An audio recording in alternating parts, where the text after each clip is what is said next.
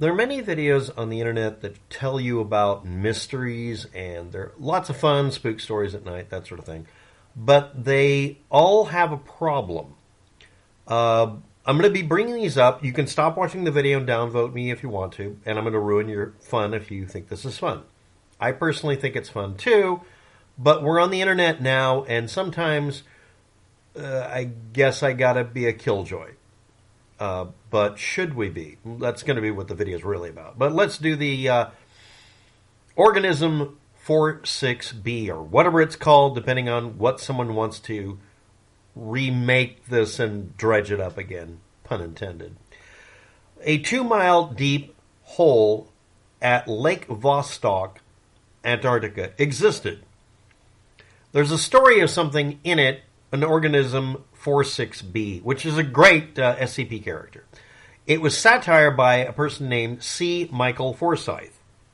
Formerly, the page only said mind-bending supernatural news by fiction writer C Michael Forsyth. Later it was edited to say overtly satire, but originally, if you look up the archive of it, the guy was playing it straight. It's on his blog. ForsythStories.com/2012-09-25. September 25th, Russian scientist claims team battled creature under Antarctic Sea. Now, the reasoning I'm bringing this video to light, if you consider it that way, is there isn't an archive from 2012 about it. There isn't.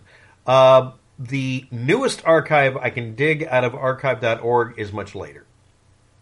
So it could be false, because you can, if you run your own website, just put in 2025 and make it seem like it's happening in the future if you want to for the URL.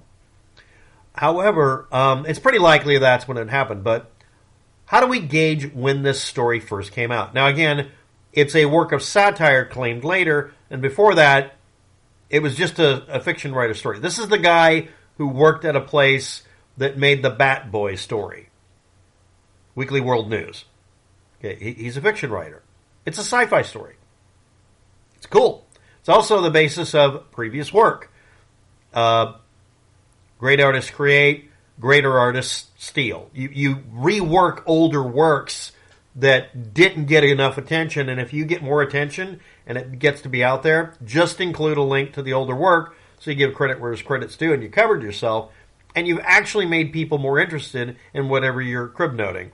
If I do a video on a subject, I include links to the original source. In this case, this is a creative work, and I'm leaving a link to it. I'm retelling the same story. I'm just telling you that it was never real in any way.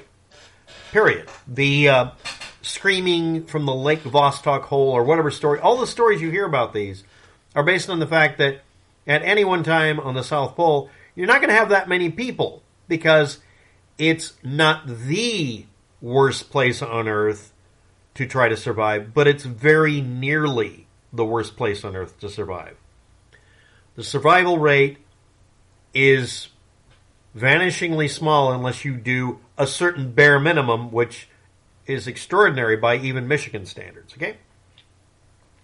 Interest over time, trends.google.com/trends/explore, date equals ALL, all, and ampersand, Q for query, and then it just says organism 46b with a space in there.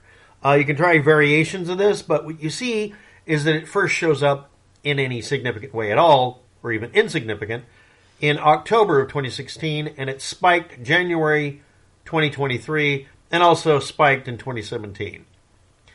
Organism 46b is a story, and I think it should be added to the SCP listing and give a link going back. It's a cool story. And yes, it's describing a bunch of things that can't happen. Internally, the story is deliberately written to where it has continuity errors. One of the things that you do tacitly, if you're doing fiction, is put in a little bit of stuff that requires you to suspend disbelief. You believe what you're told for the purposes of enjoying a story, and then afterwards you're aware, yeah, it's a story. That responsibility upon the reader is sometimes thrown out entirely by people these days. Let's move on. Yes, I'm going to a point. 2002 or thereabouts, a person named François Brune, I don't care what their title was, that's the name that you look it up under, produced a work. It was 2002 or something like that. It doesn't matter. It might have been 2020. I don't know. I don't have my notes here. It's not relevant. Described something done by another person who had a specific title to him of Pellegrino Ernetti, who started doing something in 1952. So it's a long time ago. Pellegrino, we're going to call him, or Pellegrino, P-E here, got a picture published in the newspapers. And it was a picture of Jesus, a wooden statue made in 1931 by Culotte Valera at the Sanctuary of Merciful Love, and it was at Collevalenza, Italy. I'm mispronouncing everything here because it's not relevant. Somewhere in Italy, there's a church with a wooden crucifix that was done by someone in 1931, and there was a postcard made by that church that they would sell, for pittance, so people could have a postcard of visiting it because it's the most prominent visual component of that church. They didn't look at the beautiful assembly of parts to make the building. The architecture is not relevant. It's a particularly realistic statue made in wood. There's a postcard they were selling at the time when this photo was taken. The photo is pointing at part of this postcard or, souvenir for visiting the place. The image was flipped left to right and posted as an authentic picture of someone saying they were looking back at time to the time of the crucifixion of Christ, and that was put out as the Chronovisor proof. The proof the Chronovisor existed was someone claiming that it could look back in time and see the crucifixion. And that was featured in François Brune's work in 2000-something. I'll put the corrected date and time below. I just didn't bother looking it up. This is vague memory. But the point is, again, someone took a creative work that was a statue, took a photo of it, used it for a postcard you could buy for 20 cents or whatever, took that image flipped it after photographing it with a camera, and said that it was part of their story about a machine that could see back through time. The Chronovisor has never existed. It's not held by the Vatican because the origin story for it is false.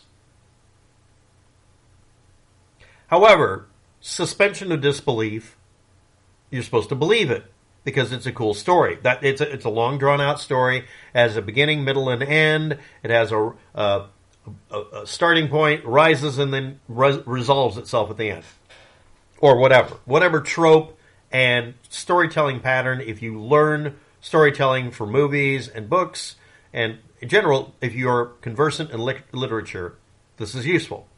Now, this only showed up on Google Trends in March of 2009 at all. That doesn't mean anything. I'm just talking about people being interested in looking it up. So I'm going to read back from the graph I'm looking at. Trends.google.com/trends/explore, date equals all, Q equals Chronovisor. And it shows March 1st, 2010 time range of spikes and drops in activity that are in the 25 percentile. But March 2009 is when it first actually shows up as being something people were trying to look up about it. They looked up this word. Now, both of these have uniqueness. The word organism isn't unique. Organism 46b is significantly unique. It has the ability to have search engine optimization, that means you can look it up, and if you make a graph with people looking it up, it's actually about the subject matter. If it's about, again, Rust Legacy, the video game. Recently, Legacy of Rust is the name of a mod for Doom. When I try to look up Rust Legacy, I get a bunch of stuff about Doom that I'm not looking into. It's a cool mod and all that, but that's not relevant. I'm looking up Rust Legacy. I also made videos about Rust Legacy.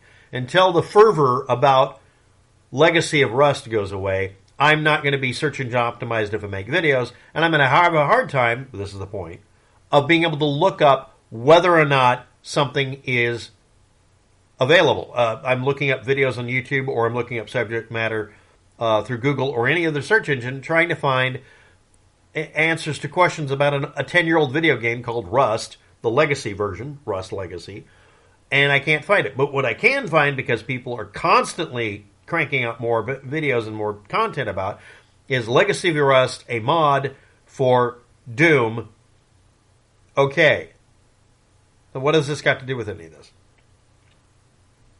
If I'm trying to find out how do you remove the spiked fence barrier in the video game Rust, the old version, Rust Legacy, without injuring yourself? Is it normal that if you're damaging it with a ranged melee weapon that you're supposed to be killed by it when you're just trying to remove it so you can get back in your base? I can't look that up because someone put out a Doom mod. Okay, so the uniqueness of the name has been demonstrated. Legacy and Rust, or Rust Legacy, or Legacy of Rust, these are going to cause confusion and problems. How do I fix that? Put it in quotes. Half of the videos are not using the words in sequence, so that doesn't help. Etc. Pro tip, if you're making a video game and you know you're going to make a new version some other time, just make it have a completely different name. It should have been called Rust, then Oxide, then Pyrite, okay? Just saying. But if you're going to keep naming it the same thing, say Rust 2015, Rust 2013. Those are the names, really, of it. It's actually Rust 2013 and 2014. That's what they would have been called. And then you could say Rust 2018. Stop calling it experimental and whatever. Just use time and date stamps. That's what I'm asking, please, for God's sake, because I'm having trouble looking up stuff. And, yeah, if you are a company that's going to put out a mod for Doom, type it in and see what comes up first. Is it a completely different video game? Don't name it that. Just change the damn name. Stop doing this. Okay. Frustration aside, rant's over. Now, suspension of disbelief. What has that got to do with any of that? About organism 46b versus organism _46b. That would be better optimization. What about the nearly perfect name, Chronovisor? By the way, some of you might realize where I'm going with that. Oh, yeah, that thing that happened recently that might mess with the search engine on it. So let's look at our Chronovisor data here again. Again, March 2009 is when this came up. This created a precedent in the system where it's not going to try to spell check me. It doesn't say, did you mean that other thing that we're not supposed to talk about on YouTube? Anyway, there was a peak March 2020 for it. And another one in 2022. I'm sure it wasn't caused by some other incident. So no, this is a particularly obscure subject, and it was always fake. The person who created the image, when confronted about it, stopped talking for the rest of his life about it. He wasn't silenced by the Illuminati or whatever. It's because he got caught. And the guy who came up with Michael Forsyth, who did the fiction work, he claims copyright to it. Both of them are works of fiction. Both of them were done by repurposing other content, maybe. But the point is, totally different responses, and people are still using them by not looking up the information. And here's the reason why they can't find it when you might have looked it up. There aren't any videos on the YouTube or anywhere else, any place, that cover this except for 2 or 3 links that actually explain it. So I'm putting up the video here, so if you look up one, you find the other too. Why am I doing this video? Presenting a fictional story as fact for any other reason other than entertainment is wrong. Stop doing it and stop believing it. That's all I'm asking. Is that so hard? Thanks for watching. Have a good day. Good luck with that.